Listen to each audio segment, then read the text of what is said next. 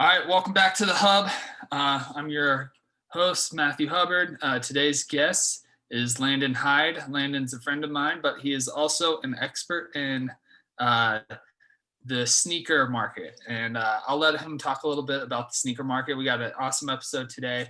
A little bit of an esoteric market, unique market that people ask a lot of, like, they look at and say, well, why are people spending money or doing, trying to buy shoes? So Landon, why don't you go ahead and introduce yourself?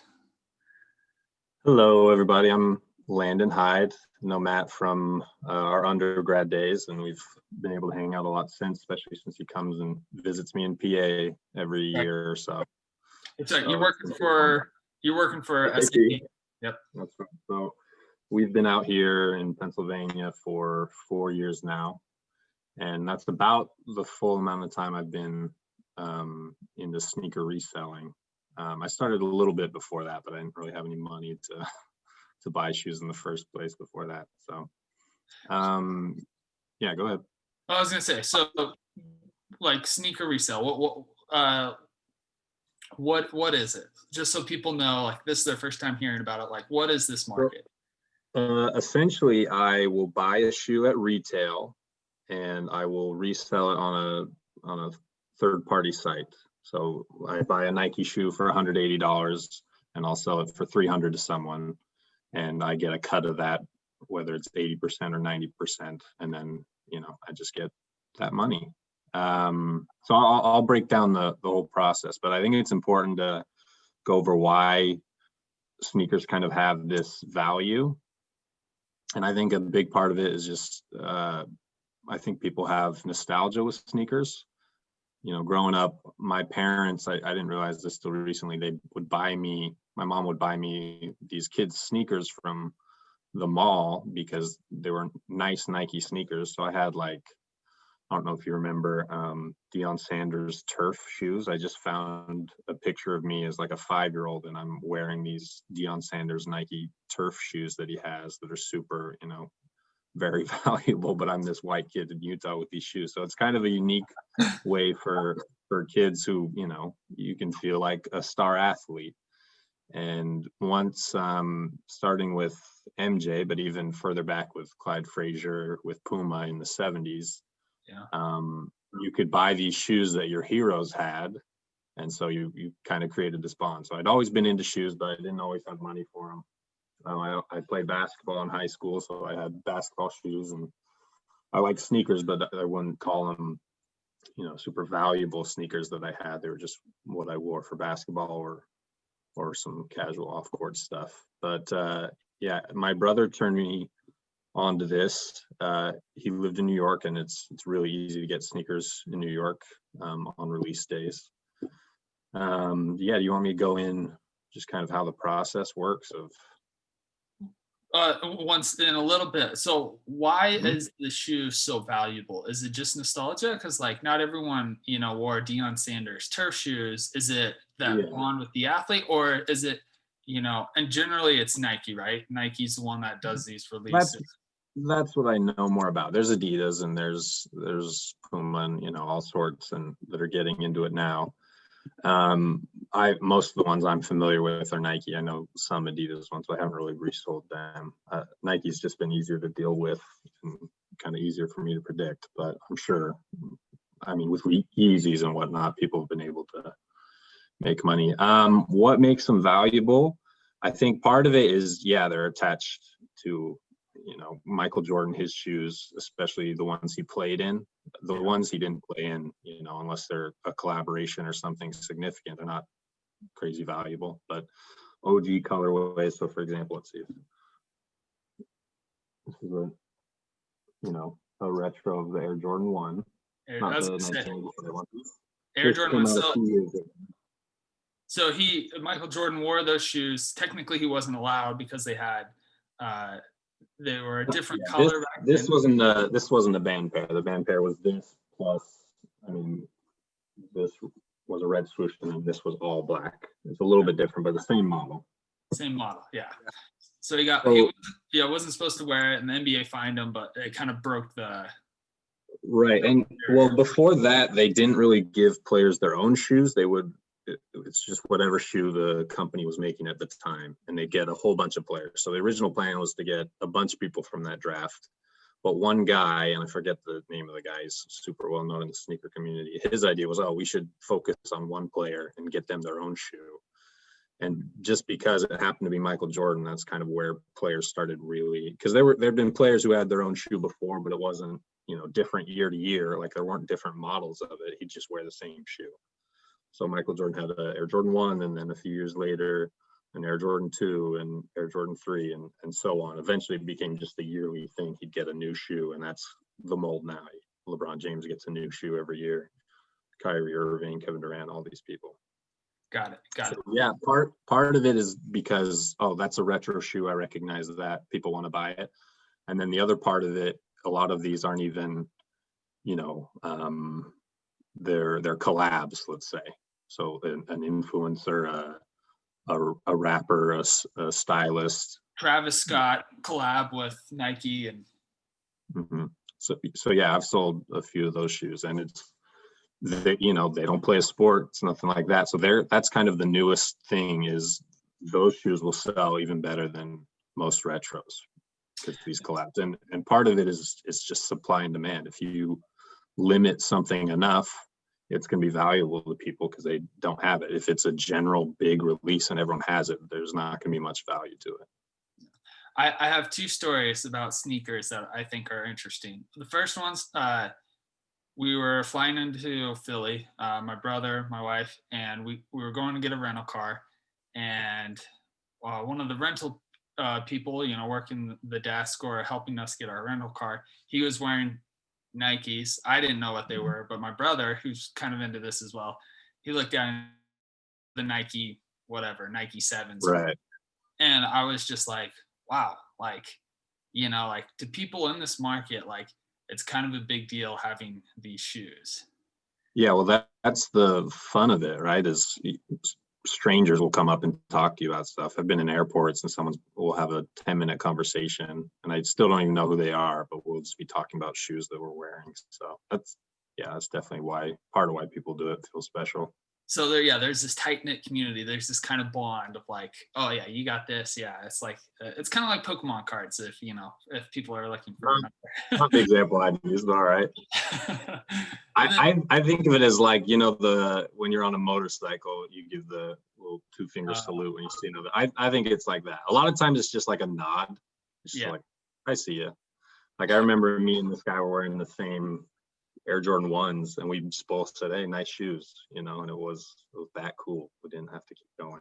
Gotcha, that cool. All right, so like the motorcycle, anytime you're on a motorcycle or you see another motorcycle, you give them kind of like the 2 fingers, like, hey, I see you kind of thing. My other story, which I think is pretty funny, is so it was me, my wife was with me as well, and then I had a couple of I had an NBA friend with me. We were in New York City for NBA, right? I thought you said an NBA friend. I was like, oh. I have met Trey Burke at Walmart once, but no, this is NBA. So before the conference, we had a little bit of free time, and I texted you. I don't know if you remember this. I was like, hey, I want to go check out some of these shoe stores that you always talk about that you check. And I forget which one it was. I think it was like in Midtown or something like that. Yeah, in New York. Yeah, in New York City. So you give me the directions, tell me the name of the shoe store, and we go. And it's kind of like in this not on the main street. It's kind of like a little off a little bit, and it's kind of like a warehouse. But we opened up the door, and all of a sudden there's all these shoes, and they're on the sidewall. And what's even funny is there's this part in the center of the store where all these shoes are stacked up, but they were wrapped in plastic, and then they were in a glass box as well. Yeah. I'm guessing this was Flight Club. I think it was Flight Club. Yeah. And just wall-to-wall shoes, all different colors, all different styles, and then in the middle they'll say the values underneath them. Right? Yeah, and that's so they have the Air Mag, and it's 30, 50,000 or whatever it is. And so my friend and I, we're in MBA class, and in school, and we're like, whoa, these shoes are worth 30,000. And my friend asked one of the store associates, like, how is this shoe worth 20,000? This is a shoe, like a shoe worth 20,000. And the store associate just looked at him like he was dumb. Like it was the dumbest question he'd ever heard. He's like, I'm sure they bro, get that so much too. he's Yeah. like, bro, these are shoes. Like, hey man, like you got to know, like if you're in, like these are shoes. And it's just so funny to me that like, it doesn't necessarily have to be. People put value on different things, and like if there's enough people who value it, if Nike does a good enough job marketing it, like all of a sudden, like a shoe can be a store of something of value, kind of like cigarettes in World War II. It's just interesting. I think people don't get it because it's not something like you said that makes sense to them. It's it's worth what you'll pay for it, right? So for example, the other day I got this poster. I just asked for this poster at the movie theater, and it was a Star Wars one, and I got it for free, and I sold it on eBay for like $110. I wouldn't pay $110 for this poster, but someone would, so that's what it's worth. It doesn't make sense, but that's just the the market demanded it. So Yeah. Why don't you talk to us a little bit about the process? Like, how do you identify shoes that like are going to resell well? Like, where do you get that? Well, the process of actually winning the shoe, and then like, where do you sell it at? Like, what platforms do you sell it before my brother was kind of the one more tuned in, so he'd tell me, "Oh, try for this," and I was doing it very limited. I'd sold, like in 2016, I probably sold one pair, at? Kind of like and me. then a loser, a sneaker loser. You're your brother. I'm you right now in this situation. On the side. I've been trying to help Landon get shoes and resell them as well, but very limited. Very limited. It's and I keep. So I've kept charts ever since then. So let's go over. So in 2016, I sold one shoe, and then I didn't really. So I'm in school at this time, and I'm not really worried about sneakers. And in 2017, same thing. And then 2018, I started getting into it, and I sold, what was it, 6 pairs of shoes. But with those 6 pairs of shoes, I made $1,300 profit. So meaning obviously I bought the shoes for X amount. I sold them for $1,300 more than what I paid, right?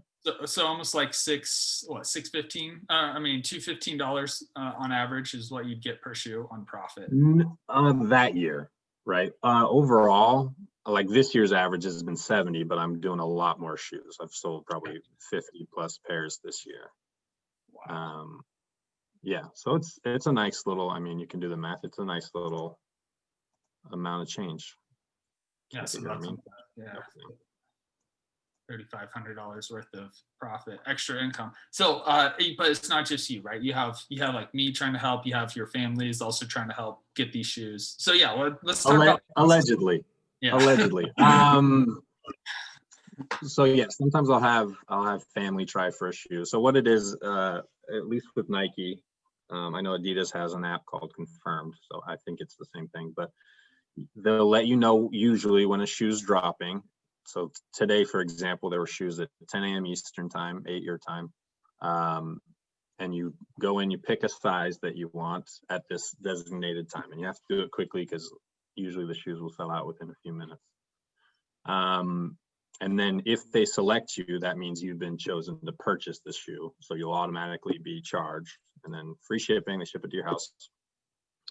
So what I do, this year I've been using StockX, and what that means is you can bargain back and forth with buyers and sellers, even before you have the shoe, but you have to, once someone accepts your bid, you have to ship it within 2 business days. So I'll try to bargain a few days before the shoes arrive so that I can get the highest amount, because it'll generally be like slightly decreasing because people are getting their shoes and they're selling them. So the price will go down a little bit.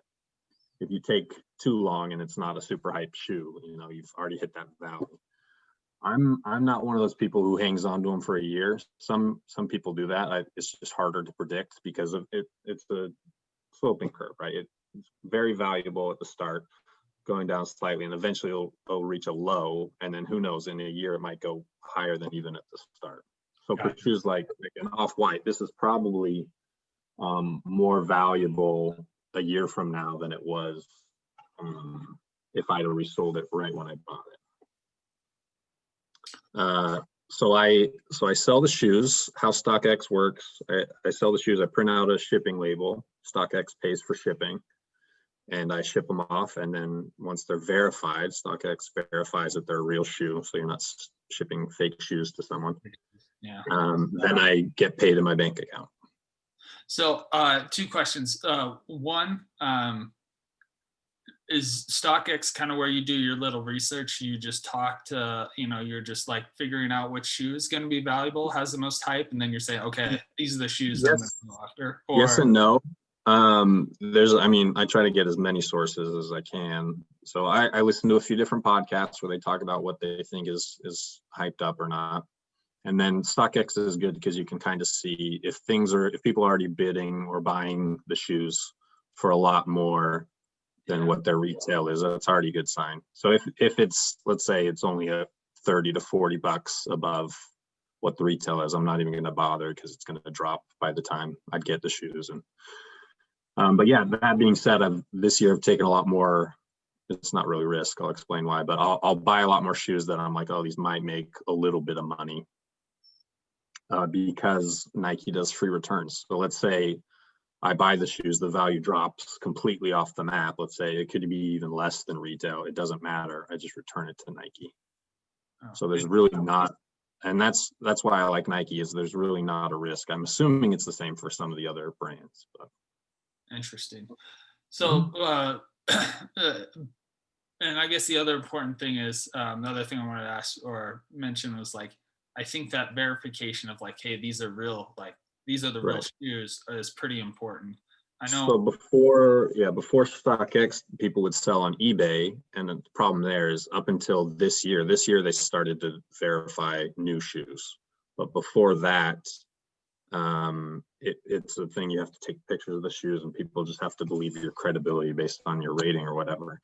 But the nice thing about StockX is they just are saying, hey, people know what the shoe is. You don't have to send in pictures. Everyone knows what shoe you're buying, and then people send it in and they verify it. So they kind of cut out the middleman. And I watched an interview with the StockX guy, and he was, a data analyst who happened to like shoes. And he's like, oh, there's a market on this. So StockX is great. Like it's been good. It's really good for buyers because you're generally going to get the shoe at the lowest you can. It's pretty good for sellers. Although before that, I'd use Flight Club, which is kind of, it's in New York, and it's usually more hyped people who are willing to spend more. Yeah. But this year with COVID, they've been kind of slower for whatever reason. Not as hyped. So I've mostly been using StockX. Got it. So how many pairs of shoes do you own personally? And then you said you did about 50. You sold about 50 shoes this year, right? Yeah, so that's what's funny. I'll post these unboxing videos, even shoes that I just return. I'll post them just because I think they're cool looking. I own 20. I'm looking at my chart here, 27, but like some of those are for playing basketball, one's for hiking or whatever. So in that vein. But I do wear all my shoes. I'm not the kind. A lot of people will just sit on their shoes, and it drives me crazy. I don't know why you have shoes if not to wear your shoes. So that's the whole thing. Some people will just sit on the shoe because maybe they're trying to sell it later on.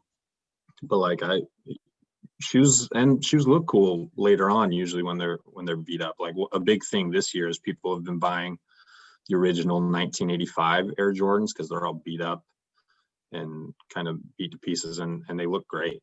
They look awesome. But yeah, I have 28 pairs, but everyone who follows me just thinks that I have 150 pairs. Well, I have seen your shoe collection in person, and it is cool. I took a picture and sent it to my brother, and he was like, "Oh, he's got the fear of gods." Like was trying to get those so hard, like. Yeah, there they are, right there. Yeah, futuristic. Well, the other thing I wanted to mention about the verification on StockX was that my brother bought a pair of shoes off eBay. I think they were Yeezys, and turned out they were fake. And yeah. So now he'd have better luck because eBay has a verification program. But yeah, I mean, you gotta be careful. Because I for mean, sure. I, that's the thing. You have I to put in like you're buying these shoes retail or resale, and they're a couple $100 at least. yeah, you want to do your research. And yeah, it's not yeah. So it's a it's a fairly big purchase for some shoes, and so yeah, I could see how that could win over a lot of market participants. It was like, hey, we'll do the verification here. So Hmm.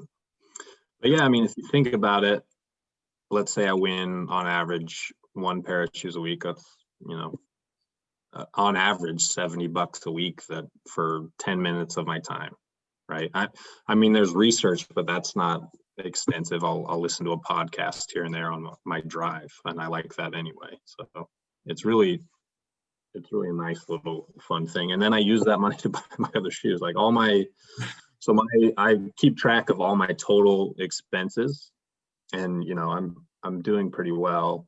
And this year, up until this year, because I just started a few years ago, I was in the red still with all my sneaker purchases. And this year, I'm definitely is in the black, the green, in the black. You're in the yeah, and the black.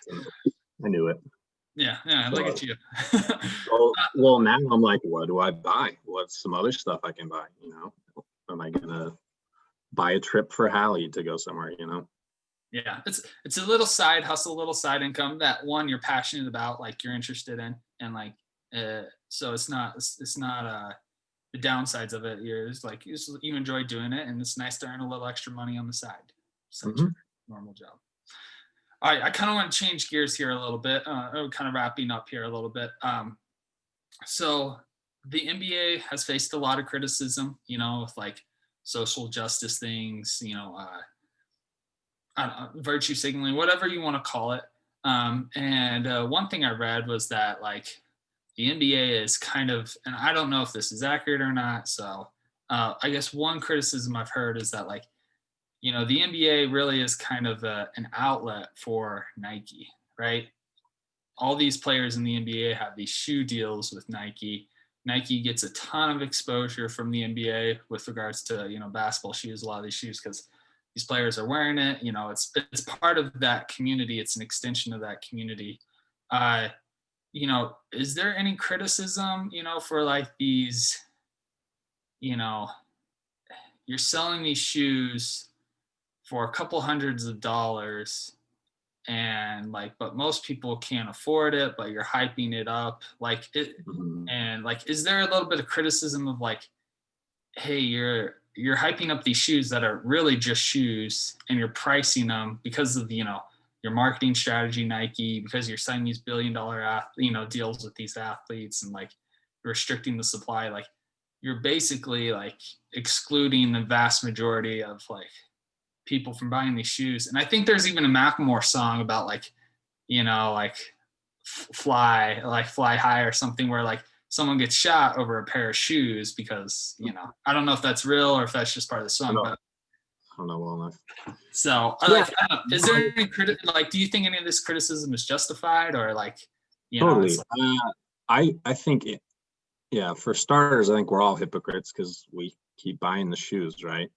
If it's like I had some friends who I was consulting for a well-known soda company, and they were saying like, oh, why don't you tell people there that they're littering? I'm like, man, there's so much wrong with that. I stop buying Coke's World, I guess. Like, yeah, I agree that that it's bad, but I mean, what can we do besides hope that they treat their employees better? Yeah, part of it's tough because I mean, Nike isn't making their money on these limited releases.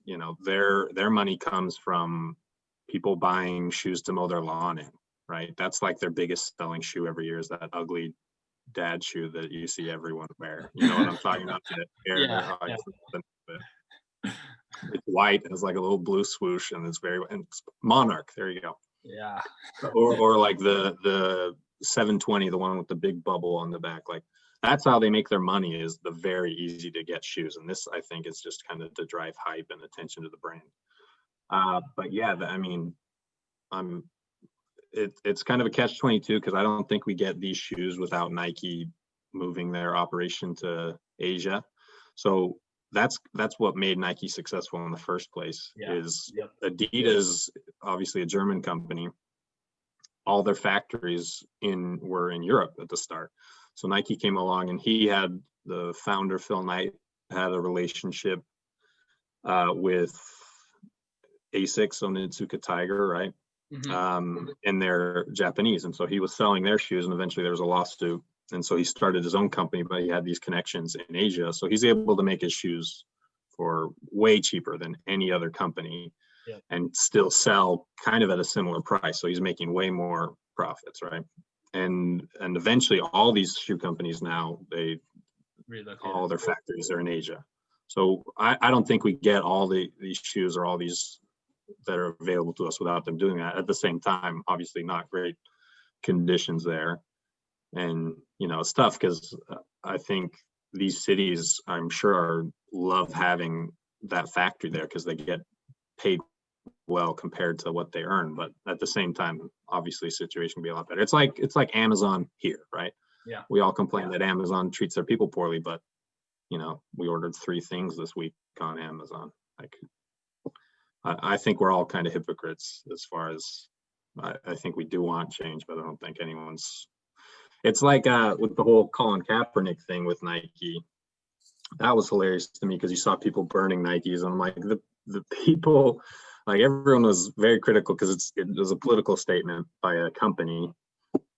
But no matter what, like, the people who are going to buy Nike were still going to buy Nike, and then it turned other people on to Nike who didn't like it, and the people who were turned off by it were never really going to buy a ton of Nike shoes anyway. So really, I don't think it's a huge political statement so much as they're like, hey, we can benefit from this sneaker wise. It'll be good. Is it a bit of a they're a marketing company that happens to have shoes, really. So yeah, well, and one point about the working conditions, it's always tough, to be like, to put like impose my views like, oh, that's unsafe working conditions, when I'm living comfortable in America. But it's like, sure. If I'm in Vietnam, that could be a great opportunity, so but it also does seem like, well, are they taking advantage of it? It's kind of tough. I guess the other thing, if people want to know the story, I'm showing up a book, Shoe Dog. It's Phil Knight's like autobiography of how he started Nike and how it got started, and kind of how it grew to what it is today. And he talks a little bit about the criticism Nike has faced. So it's a good read. I would recommend anyone to read it. I like that one a lot. Is a good companion piece was a book called Sneaker Wars, and it's about the founders of Adidas and Puma, who are obviously brothers.